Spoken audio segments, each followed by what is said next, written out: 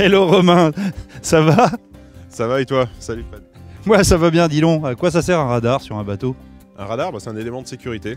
Ça te permet de naviguer dans les conditions un petit peu difficiles, quand tu as du brouillard ou que tu as très peu de visibilité, ça te permet de voir les autres bateaux. Alors ça c'est en premier temps en sécurité, mais on peut s'en servir également en pêche aussi. Ouais, c'est ça, tu peux t'en servir en pêche. Alors ça c'est le Halo 24 de chez Lowrance. Et l'une de ses nouvelles fonctions, c'est le mode oiseau. Qu'est-ce que le mode oiseau? C'est une fonction qui te permet de voir les chasses d'oiseaux. D'accord? Donc pour les pêcheurs de thon, c'est bien, parce que parfois c'est dur de voir les oiseaux et du coup le radar permet de les repérer avant de les voir. Mais à quelle distance par exemple? Je sais pas. Le Halo 24, ça a une portée entre 35 et 40 000. Ah oui, c'est important du coup. Ouais. Donc comme tu me parles du mode oiseau, c'est les chasses, mais on peut voir également s'il y a du monde déjà présent sur les chasses, on peut voir des bateaux, on peut voir éventuellement s'il y a des unités dans le secteur.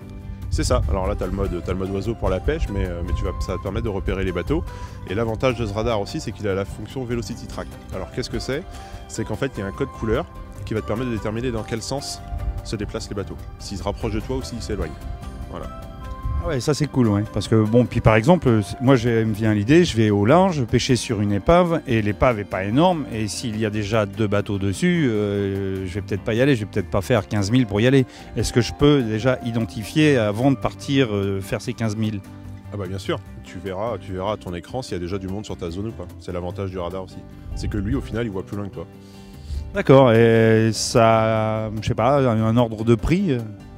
Un ordre de prix, un radar, ça vaut dans les 2500 €. D'accord, facile à installer ou on l'a fait installer par un chantier? Tu peux l'installer toi-même si tu es un petit peu bricoleur parce que c'est pas compliqué.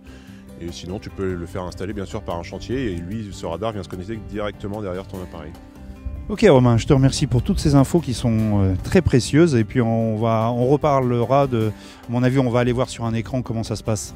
C'est ça, pas de souci. On va aller direction les écrans.